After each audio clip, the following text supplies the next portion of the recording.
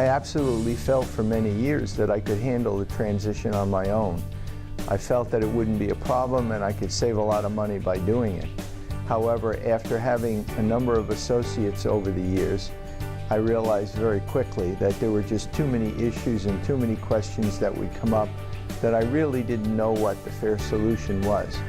So I got a brochure, a flyer on a course on transitions from equity and dentistry. I decided to take the course. I had heard other transition courses from other companies, but after spending the day with my wife at Equity and Dentistry's transition course, we decided that that was the company for us. Well, considering that I tried something like 4 different associates to put something together, and for one reason or another, they didn't work out. I think the transition help that I, got from you and Brady were, invaluable.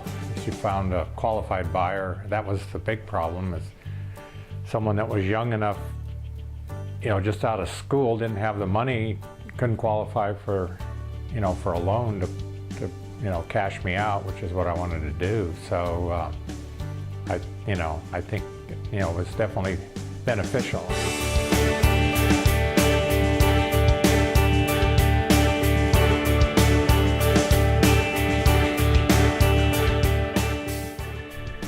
The benefits were amazing. The Equity and Dentistry, Neil Ensko, set up a whole protocol. There were steps that we had to go through, outlined everything so that we knew exactly where we were going, what questions to ask, how to proceed. I couldn't have done it on my own. Well, you had all the contracts and, help with the negotiation. It, definitely helped. I know I read different things on how, if it was the right price, neither party would be happy, but it seemed like I was plenty happy with what I got for it, and actually ended up getting, gross, probably maybe $55,000 more than what I had offered it to another doctor, so I was pleased with it.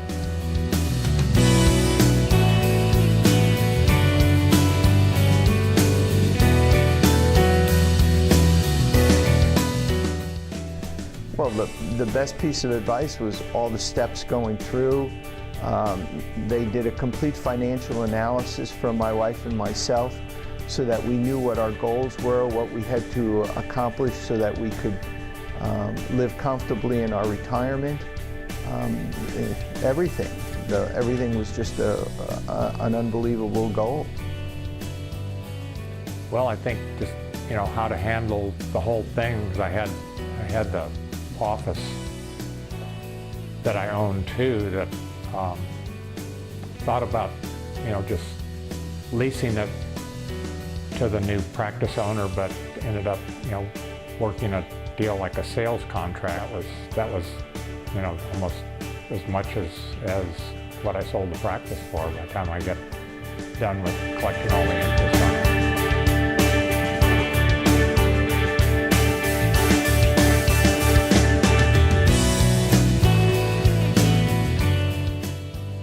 Well, the biggest concern I had was to find the right person to bring in, to transition to. Many of my patients have been with me for many, many, many years, and they know that I'm getting to a point where I'm going to consider retiring, and many of them said to me, I hope you leave us with a good quality dentist and that can continue to take care of us.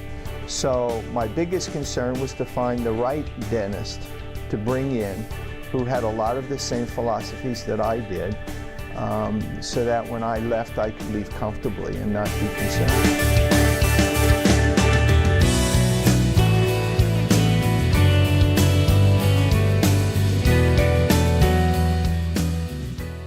Everything was pretty much the missing pieces, and I didn't know how to research the potential partner.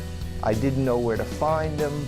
I called the local dental societies and dental schools.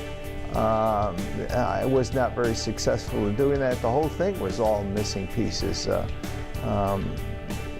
Just Equity in Dentistry just took care of all of that.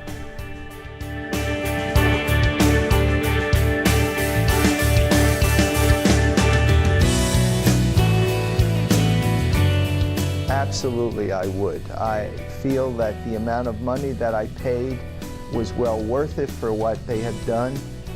There's never been any pressure that I had to pick a specific dentist. It was totally up to myself and the staff. I absolutely would do it again. In fact, if we have a couple of people right now that we feel are going to be qualified, but if it works out that they're not, Equity in Dentistry will find other potential partners for me.